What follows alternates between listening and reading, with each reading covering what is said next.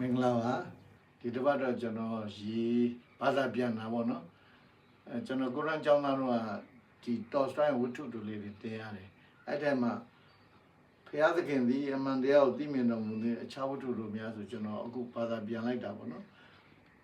God sees the truth but ways ဆိုတဲ့ဝတ္ထုတို့လေးပေါ့နော်ကျွန်တော်တော်တော်ကြိုက်လို့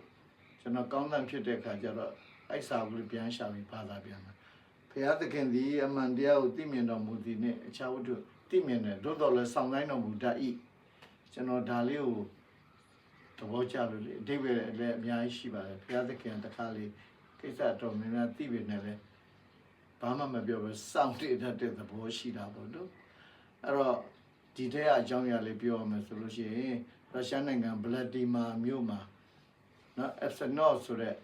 ကုံတဲ့တယောက်ရှိတယ်အဲ့ကုံတဲ့ကဆိုင်နဲ့ဆိုင်ပိုင်းနဲ့အိမ်တလုံးပိုင်းနဲ့မိမနဲ့ကလေးနှစ်ယောက်ရှိတယ်အဲ့တော့သူကဒီမြို့နဲ့အဲ့ဒီဗလာဒီမာမြို့ကသူ့တဲ့ပူကြီးတဲ့မြို့မှာသွားပြီးတော့ဈေးဝယ်ရအဲ့တော့သူကနှစ်ဖင်ကိုဈေးသွားဝယ်မယ်ဆိုတော့သူမိမကိုပြောတယ်အဲ့သူမိမနောက်နေ့ကျတော့သူ့လာပြောတယ်ကျမကညအိမ်မက်တယ်တဲ့ရှင်မျိုးကပြန်လာတော့တဲ့တကောင်းလုံးဖြူးနေတယ်တဲ့အိမ်မက်မကောင်းရှင်ဒီနေ့မသွားပါနဲ့လားတဲ့ဟိုးလေအဲ့ဒါဒီအရေယုံကြည်ရှိမနေနဲ့ငါမျိုးကပတ်စံနေအများကြီးရလာဒီတက်ပူကောင်းကောင်းဝယ်လာမှာစပါညာပေါ့နော်အဲ့ဒါနဲ့စွတ်ထွက်သွားတယ်ပေါ့နော်တော့ခီးတစ်ဝက်လောက်ရောက်တော့သူအဲ့တက်ခုတ်ကန်လေးမှာတဲတော့သူနဲ့ဒီကြမ်းခဲ့ဘူးတဲ့ကုံတဲ့တရားနဲ့ပြန်တွေ့အဲ့တော့သူကအရက်သေးစားဘုလုံးတော့တောက်တယ်ပေါ့နော်ဒါပေမဲ့မတောက်တော့နောက်ပိုင်းတစ်ခါတရံမဲ့သူတို့တငယ်ချင်းတွေပိုင်းတွေ့တဲ့ခါမှာတောက်တယ်အဲ့တော့အဲ့ကုံတဲ့နဲ့တော့သူကတောက်တယ်ပေါ့တောက်ပြီးတော့သူတို့စောစောပဲအိတ်လိုက်တယ်သူကမနေ့စောစောခီးထွက်တဲ့သူကအချင်းပါနေတော့မနေ့4 နာရီလောက်မှာသူကသူ့လက်မောင်းသမားနှိုးပြီးတော့သူကခီးထွက်သွားနောက်ကတက်ခုကပိုင်ရှင်ပတ်စံပြီးထွက်သွားအဲ့တော့25မိနစ်လောက်ရောက်တဲ့ခါကျတော့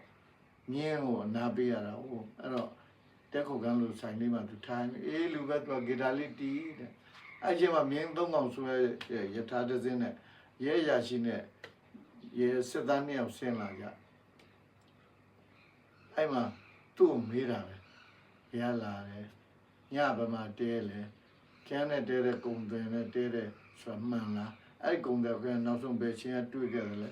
ဟာခမရကျွန်တော်ရဲ့တကူးစစ်မနေပါနဲ့တဲ့ကျွန်တော်ဘာပစ္စည်းမှခိုးခဲ့တာမဟုတ်ဘူးတဲ့မဟုတ်ဘူးတဲ့ခမရနဲ့တဲတဲ့ကုံတွေကညလေဘင်းကိုလှိခံပြီးသေသွားပြီတဲ့အဲ့တော့ခမရကတန်တရားဖြစ်ဖို့အရှိဆုံးလူပဲခမရကိုရှားမယ်အဲ့ဒါသူစစ်သားနဲ့ကိုလှမ်းပြောလိုက်တဲ့ခါကျတော့အစနောရဲ့အိတ်ကိုဖွင့်ရှာလိုက်တော့တွေးစိုးနေတဲ့ဓာတ်ကိုတွေ့တယ်ခင်ဗျာတွေးစိုးနေတဲ့ဓာတ်လည်းတွေ့တယ်တဲ့နောက်ပြီးတော့အဲ့ဒီမှာလေတဲ့အိမ်ရဲ့အတွင်းကနေပြီးတော့ကြက်ချထားတယ်တဲ့ခင်ဗျာဖြစ်နိုင်ဆုံးလူပဲဆိုအစနောကိုကျိုးတုပ်ပြီးဖမ်းသွား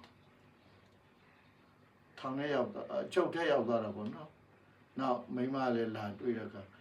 မိမကျမရှင်းပြောသားပဲတဲ့အိမ်မမကောင်းပါဘူးဆိုနောက်ပြီးတော့ရှင်တကယ်ဟုတ်တတ်လာတယ်ဆိုဟာနေတော့မှငါမယုံဘူးဆိုတော့တော့ပါပြီဟာငါဘုရားသခင်ပဲအားကိုးစရာရှိပါတယ်နောက်တော့ तू ကလူရိုးလူဖြောင်းဆိုတော့အဲ့လိုမျိုးကိစ္စတွေမကြုံဘူးလေအဲ့တော့ဟိုကြောက်တာပေါ့ကြောက်တော့တုံတုံကြီးဖြစ်နေအဲ့မှာရဲရရှိကပိုးမစင်ကဖြစ်သွားတယ်အဲ့ဒါနဲ့တူတူပြောရရင် तू ထောင်ကျသွားတယ်ပေါ့အဲ့ချိန်တန်လည်းပေးခံရတယ်ပေးခံပြီးစိုက်ဘေးရီးယားပို့ခံရတယ်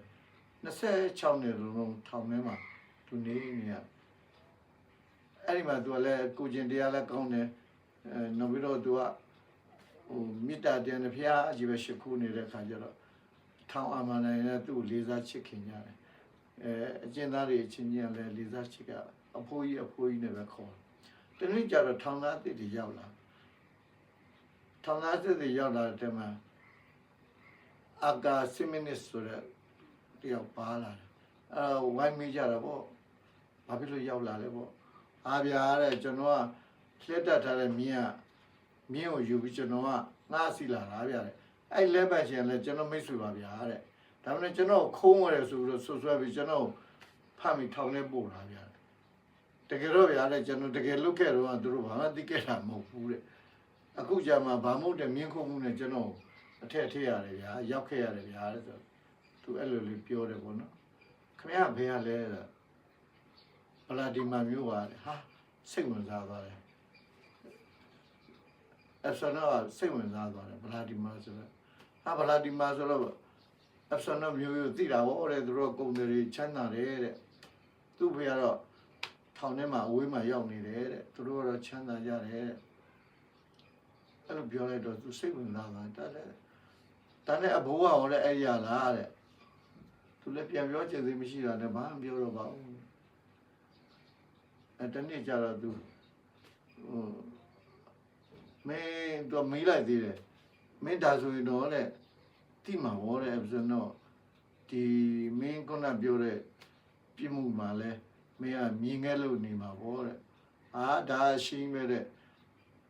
တွေ့စုံနေတဲ့ဓာတ်တွေ့တဲ့လူတေခံပြရမှာပေါ့တဲ့ဟိုကောင်လဲကွယ်တာပေါ့နော်အဲ့သူလည်းဒါနဲ့ဘာဆက်မပြောတော့နေလိုက်တော့ဒါမှမဟုတ်ဒီကောင်မဲဆိုတော့တေချာသိပြီးစိတ်ထဲကမငြိမ်းချမ်းတော့ဒီကောင်ဘလူပြန်ကလစားကြပြန်လုံးအောင်ပြန်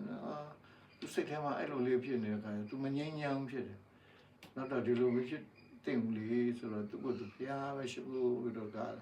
ပြန်ပြီးဆူတောင်းတာတွေလို့ခွန်းလုံးနိုင်ကြိုးစားအဲ့ဒါနဲ့တနေ့ကျတော့သူလမ်းလျှောက်နေရပဲရင်တွင်းတူးတာနေမြေရသားတွေထွက်လာတာတွေ့တော့သူချိလိုက်တဲ့ခါကျတော့အဲ့ဒီအကာစီမနစ်ဖြစ်နေသူတွင်းတူးနေတယ်တွင်းတွေ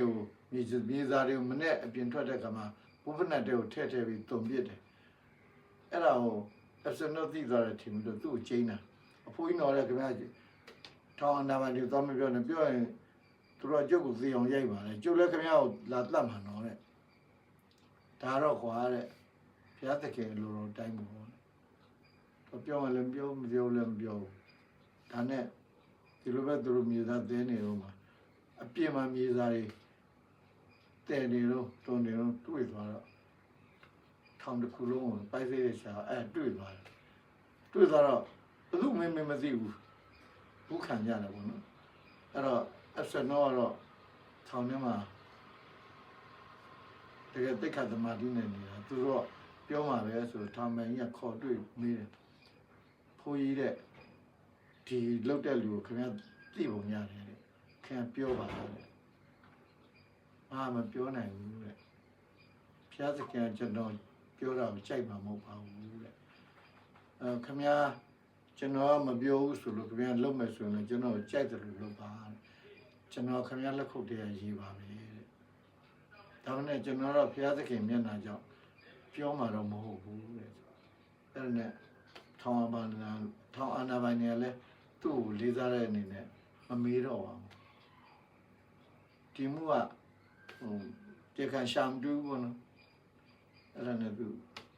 ပြီးသွားတယ်လို့ဖြစ်သွားတော့တညသူအိတ်နေတော့လူတယောက်ကသူ့နောက်ရောက်လာခုနအာဂါစီမနစ်ဖြစ်ဖိုးတဲ့တူတူလေးခေါ်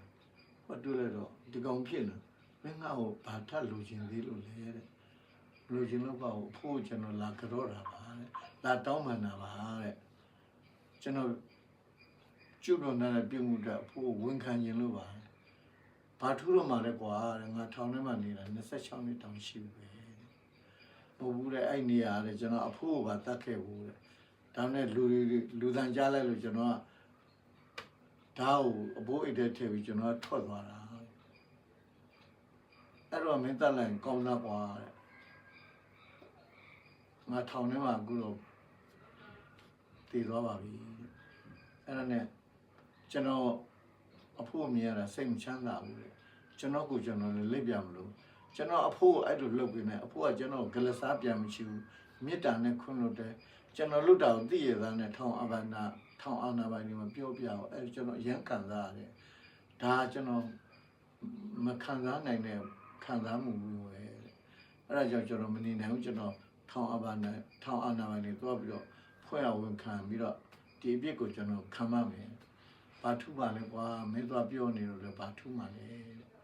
ဒါမှမဟုတ်ကောင်းမရအောင်တော့ပြောတယ်ဝန်ခံတယ်ထောင်အာနာပိုင်တွေကအဲ့တရားခံလည်းမိသွားတဲ့အခါ ဟိုအရင်အမှုတွေလည်းပြန်စုံစမ်းတဲ့ခါကျတော့အဲ့ဒီကုံတွေကိုတတ်တဲ့ကောင်ကအာကာစီမနစ်ဆိုတာကာယကံပူရန်နဲ့ဝန်ခံတယ်နောက်အဖြစ်ပြက်တင်နဲ့ပြန်ဆက်ဆက်တဲ့ခါဒီကောင်အမှန်ပဲဆိုတော့သိတော့ Epsilon ကမတရားခံရတာပါဆိုပြီးတော့ Epsilon ကိုထောင်နေရနေပြီးတော့လွတ်လိုက်တယ်အဲ့လိုထောင်ကနေပြီးတော့လွတ်မိတ်ကြတဲ့အချိန်မှာ Epsilon ကမရှိတော့ပါဘူးတည်သွားပါပြီဘုရားသခင်ကတခါတလေအမှန်တရားကိုသိပေနဲ့ဆောင်တိုင်းတော်မူတဲ့အတွက်